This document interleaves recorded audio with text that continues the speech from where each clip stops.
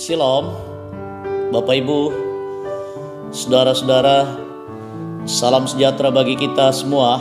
Kita tetap bersuka cita dan kita tetap dimampukan untuk memuji memuliakan Tuhan. Dan Tuhan mengundang kita malam hari ini lewat firman-Nya. Olehnya kita persiapkan hati dan pikiran kita, seluruh hidup kita untuk mendengarkan, merenungkan dan siap untuk melakukan. Tuhan pasti menolong kita. Mari kita berdoa. Ya Bapa di surga, dipuji dimuliakan Engkau. Engkau adalah Allah yang baik, Allah yang rahmani dan yang rahimi. Allah yang penuh dengan kasih setia, merahmati dan memelihara hidup kami. Terima kasih puji syukur kepadamu Bapa di surga. Juga malam hari ini Engkau mengundang kami. Dan dengan itu kami bersuka cita menghadap Engkau, merendahkan diri. Siap untuk mendengarkan firman-Mu dan siap untuk melakukannya. Layakkan ampuni kami dan berfirman-Lah. Di dalam nama Tuhan Yesus kami berdoa. Amin. Mari baca firman Tuhan dari Injil Matius pasalnya yang ke-9. Ayatnya yang ke-35 sampai dengan ayatnya yang ke-38. Mari baca firman-Nya. Matius pasal 35. Pasalnya yang ke-9 ayatnya yang ke-35 sampai dengan 38. Seperti ini firman Tuhan. Demikianlah Yesus berkeliling ke semua kota dan desa. Ia mengajar dalam rumah-rumah ibadat dan memberitakan Injil Kerajaan Sorga, serta melenyapkan segala penyakit dan kelemahan. Mereka melihat orang banyak itu, tergeraklah hati Yesus oleh belas kasihan kepada mereka. Karena mereka lelah dan terlantar seperti domba yang tidak bergembala. Maka katanya kepada murid-muridnya, tuaian memang banyak, tetapi pekerja sedikit. Karena itu mintalah kepada Tuhan yang empunya tuaian, supaya ia mengirimkan pekerja-pekerja untuk tuaian itu. Amin. Demikian firman Tuhan. Tuhan menolong kita, menguatkan kita. Mari kita renungkan tema berbelas kasihan. Bapak Ibu saudara-saudara, dimanapun kita berada, segenap umat Tuhan masih segar dalam ingatan kita peristiwa bullying terhadap seorang bocah yang bernama Rizal berusia 12 tahun. Banyak yang geram, banyak yang marah, dan tidak sedikit juga yang pembiuli. Yang menarik juga adalah justru banyak yang bersimpati dan berempati dengan mengulurkan bantuan. Bahkan gubernur Sulawesi Selatan adalah orang-orang yang tergerak hatinya untuk memberikan semangat, untuk memberikan motivasi supaya adik kekasih kita Rizal boleh bangkit dan mempunyai semangat lagi untuk melanjutkan kehidupan di masa yang akan datang. Banyak orang juga yang bersimpati dan berempati dengan cara-cara yang lain. Pertanyaannya Bapak Ibu saudara-saudara, kenapa dan apa untungnya membiuli orang, apalagi orang tersebut adalah orang-orang yang patut dikasihi, orang-orang yang patut dan layak untuk dikasihani, membutuhkan motivasi dari kita, membutuhkan dorongan dari kita, bahkan membutuhkan uluran tangan dari kita. Tetapi yang terjadi, kenapa dalam hidup ini masih saja ada orang yang secara signifikan begitu nyata dalam hidup ini, bukannya memberikan solusi tetapi malah menambah masalah. Bukannya memberikan pertolongan tetapi malah memberikan derita. Bukannya memberikan sukacita tetapi malah menambah pergumulan. Yesus, Bapak Ibu Saudara-saudara, dalam pelayanannya secara khusus dalam bacaan kita, ia terus berkeliling dari satu tempat ke tempat yang lain, dari kota ke desa, dari desa ke desa, dari desa ke kota, dan dari tempat yang satu ke tempat yang lain. Ia terus berjalan berkeliling untuk memberikan solusi, bukan menambah solusi. Untuk memberikan semangat, bukan mematahkan semangat. Untuk memberikan sukacita, bukan duka cita. Untuk memberikan kebahagiaan, bukan kesedihan. Ada hal yang biasa dia lakukan dalam menjangkau orang-orang yang membutuhkan pertolongan, orang-orang yang letih lesu dan berbeban berat, orang-orang yang tak berdaya. Dalam bacaan kita dikatakan orang-orang yang terlantar. Apakah diterlantarkan atau menelantarkan diri? Ini juga terkait dengan keadaan, juga mungkin terkait dengan cara pandang dan sikap orang terhadap mereka. Sehingga mereka berada di dalam tekanan-ketekanan karena keadaan karena mereka sakit, ada yang lumpuh, ada yang buta dan lain sebagainya. Tekanan karena keadaan hidup yang tidak baik. Mereka karena juga mereka kurang beruntung dan lain sebagainya. Yesus melakukan preaching, teaching dan healing. Ia berkhotbah, ia mengajar dan memberikan kesembuhan.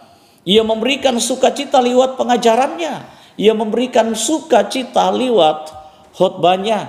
Ia memberikan sukacita lewat tindakan nyata. Dia tidak hanya bersimpati. Dia tidak hanya ngomong kasihan. Tetapi dia berbelas kasihan. Berbelas kasihan inilah yang dinamakan berempati. Berbelas kasihan, Bapak Ibu Saudara-saudara, ada tafsiran yang mengatakan dari seorang ahli teologi yang mengatakan, seorang teologi bernama Charles Spurgeon mengatakan belas kasihan adalah ekspresi dari emosi terdalam, ya, sebuah kerinduan yang paling dalam atas rasa iba. Jadi itu muncul dari dalam. Ini keindahan, kecantikan, inner body, ya. Inner beauty yang ada di dalam hati, lahir dari dalam dan diteruskan lewat tindakan-tindakan yang nyata. Bahasa aslinya splagna, Bapak Ibu Saudara-saudara, menggambarkan hati nurani manusia yang terdalam. Yesus, ya, tergerak hatinya berbelas kasih kepada orang Galatia yang hidup dalam kesulitan-kesulitan, yang butuh perhatian. Dia berempati dan dikatakan dalam bacaan kita tergerak hatinya. Dan dalam hal itu dia memberitakan Injil kerajaan sorga. Kata Injil menarik. Injil adalah evangelion. Injil adalah kabar sukacita, kabar yang menggembirakan, kabar yang mensukacitakan, kabar yang menyenangkan, bukan sebaliknya. Menyenangkan bagi orang-orang yang tertindas, menyenangkan, mensukacitakan bagi orang-orang yang bermasalah, mengalami pergumulan hidup, sehingga mereka bisa kembali menikmati hidup, bukan membiuling, Bapak Ibu Saudara-saudara. Nah, ternyata dalam bacaan kita di sini Tuhan mengajak kita untuk secara signifikan hidup kita harus berdampak dalam kehidupan bersama. Terlebih bagi orang-orang yang mengalami kesulitan-kesulitan hidup. Banyak orang yang cuman omdoh, ngomong-omong doang. Banyak orang yang cuman melihat orang yang kasihan dengan hanya berucap, oh kasihan, tanpa bertindak apa-apa. Lebih parahnya, banyak orang yang mencibir dan bahkan juga ada yang menyalahkan.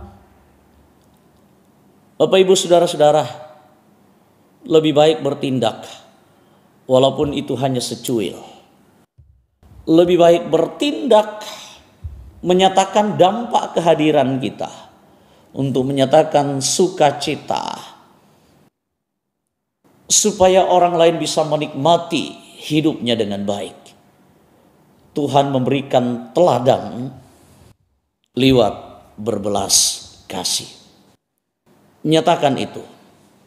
Tidak cukup hanya dengan simpati. Tuhan mau kita juga berempati lewat tindakan-tindakan yang nyata. Roh Kudus memberkati. Amin.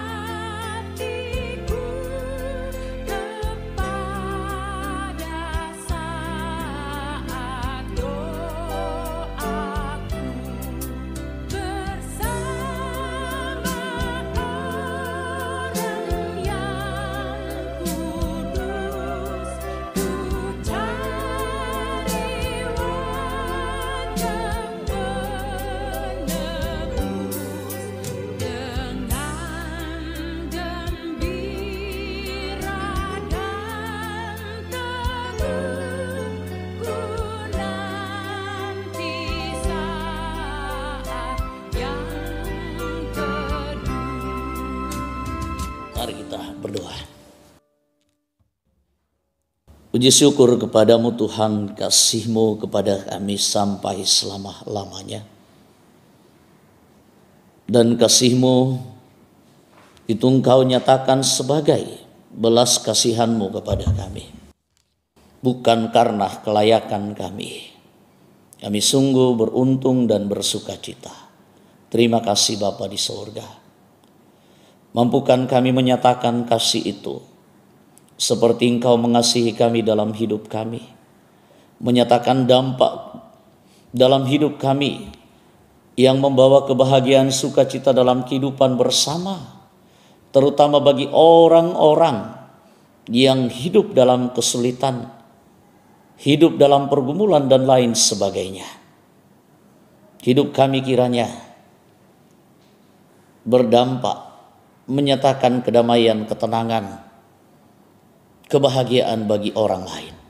Mampukan kami dan terus menyerahkan hidup kami, pergumulan kami, pekerjaan, tugas, tanggung jawab, pelayanan juga rumah tangga umat-Mu, segenap pemerintah bangsa dan negara kami dan lain sebagainya. Pelayanan kami malam hari ini kiranya juga menjadi kemuliaan bagi nama Tuhan, dan Tuhan memberkati anak-anak Tuhan yang Tuhan sudah pakai. Kami serahkan hidup kami, dipuji dan dimuliakan Dikau selalu, di dalam nama Tuhan Yesus kami berdoa. Amin.